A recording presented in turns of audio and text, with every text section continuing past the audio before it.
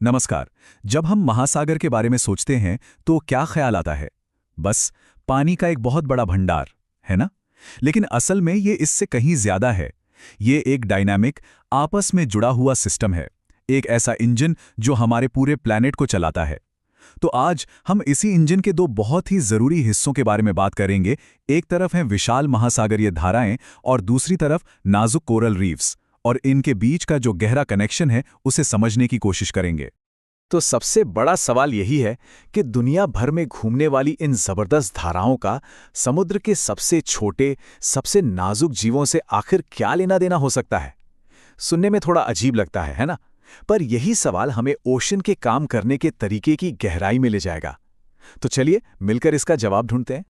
तो इस सफर की शुरुआत करने के लिए सबसे पहले हमें समझना होगा महासागर की इन महान नदियों को। जी हाँ, हम धाराओं की ही बात कर रहे हैं। उनका स्केल कितना बड़ा है, उनमें कितनी ताकत है। ये सिर्फ पानी का बहाव नहीं है, बल्कि उससे कहीं ज्यादा है। तो सवाल उठता है कि ये ओशन करंट या महासागरीय धारा आखिर होती क्या है। एकदम आसान भाषा में समझें तो ये समुद्री पानी के एक बहुत बड़े हिस्से की एक फिक्स्ड डायरेक्शन में होने वाली मूवमेंट है। सोचिए, जमीन पर जैसे एक बहुत बड़ी नदी बहती है, बिल्कुल वैसे ही। बस फर्क ये है कि इसकी कोई जमीनी सीमाएं नहीं होती। अच्छा, पानी की हर मूवमेंट एक जैसी नहीं होती। इसमें भी अलग अलग लेवल हैं। सबसे धीमी गति को कहते हैं ड्रिफ्ट। ये हवा के असर से सतह पर होने वाली एक बहुत ही धीमी सी हलचल है। स्पीड कितनी? लगभग 16 से 24 किलोमीटर एक पूरे दिन में। मतलब एक बहुत ही सुस्त, शांत सा बहाव। अब ड्रिफ्ट से एक लेवल ऊपर चलते हैं। इसे कहते हैं धारा या करंट। ये ड्रिफ्ट के मुकाबले काफी तेज और ज्यादा ऑर्गेनाइज्ड होती है। इसकी स्पीड 6 से 8 किलोमीटर प्रति घंटे तक जा सकती है।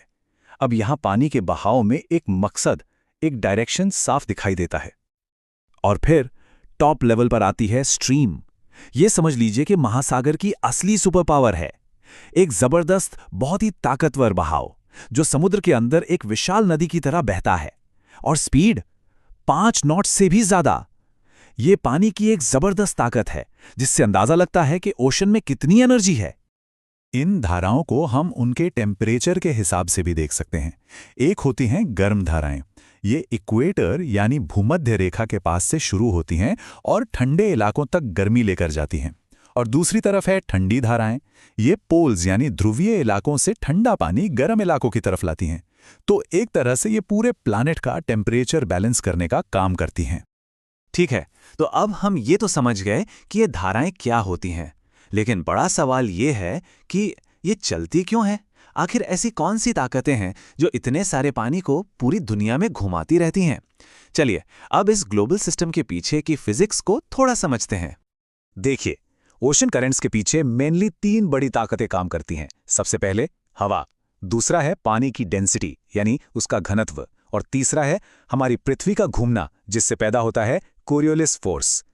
अब ये कोरियोलिस फोर्स क्या है? आसान भाषा में समझें तो धरती के घूमने की वजह से ये फोर्स नॉर्दर्न हेमिस्फीयर में धाराओं को दाईं तरफ और सदर्न हेमिस्फीयर में बाईं तरफ मोड़ देती है। और ये तीनों ताकतें मिलकर ही धाराओं का ये पूरा जाल बुनती हैं। अब जो डेंसिटी वाली बात है ना, वो बहुत दिलचस्प है। देखिए, होता क्या है कि जो कम डेंसिटी वाला पानी होता है, यानी कि गर्म पानी, वो हल्का होता है, तो वो फैलता है और सतह पर आगे बढ़ता है। और कहाँ जाता है? ये उस तरफ बहता है जहाँ ज्यादा डेंसिटी वाला पानी है, मतलब ठंडा और ज्यादा खारा पानी, जो भारी होने की वजह से नीचे की तरफ डूबता है। ये एक सिंपल सा नेचुरल साइकिल है जो लगातार चलता रहता है। और इस पूरे साइकिल का एक खास नाम भी है, थर्मोहेलाइन सर्कुलेशन। ये नाम 2 शब्दों से बना है।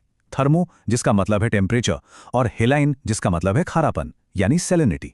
तो ये एक तरह का ग्लोबल कन्वेयर बेल्ट है जो पानी के टेम्परेचर और खारेपन में फर्क की वजह से चलता है।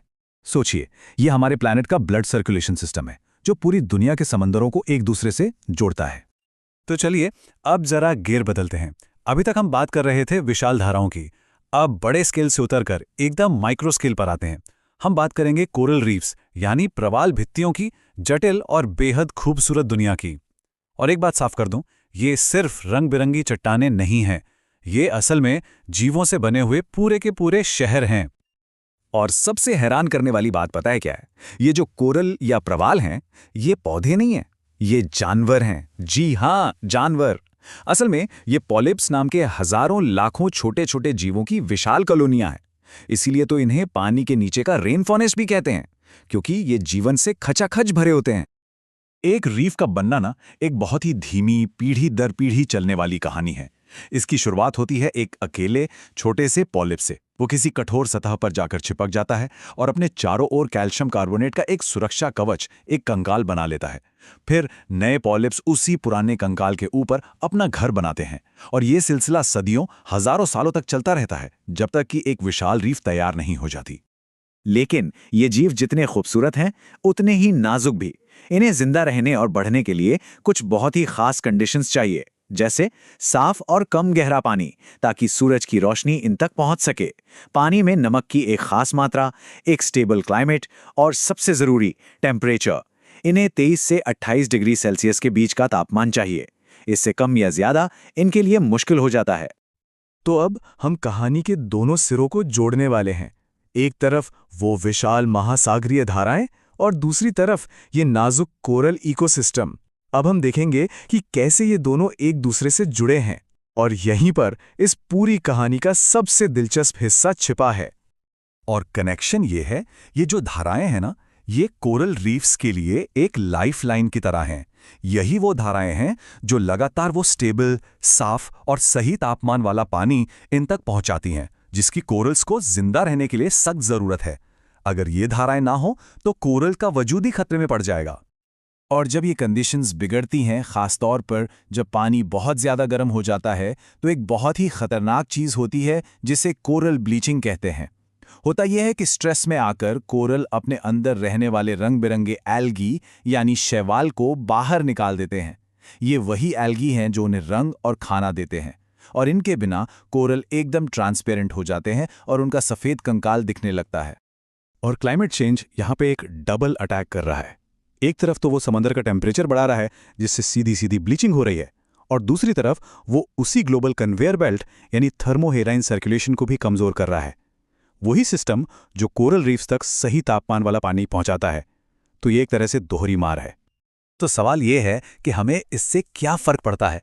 तो ये धारा कमज़ोर हो जाए या कुछ कोरल मर जाएं, तो हमारी जिंदगी पर इसका क्या असर होगा।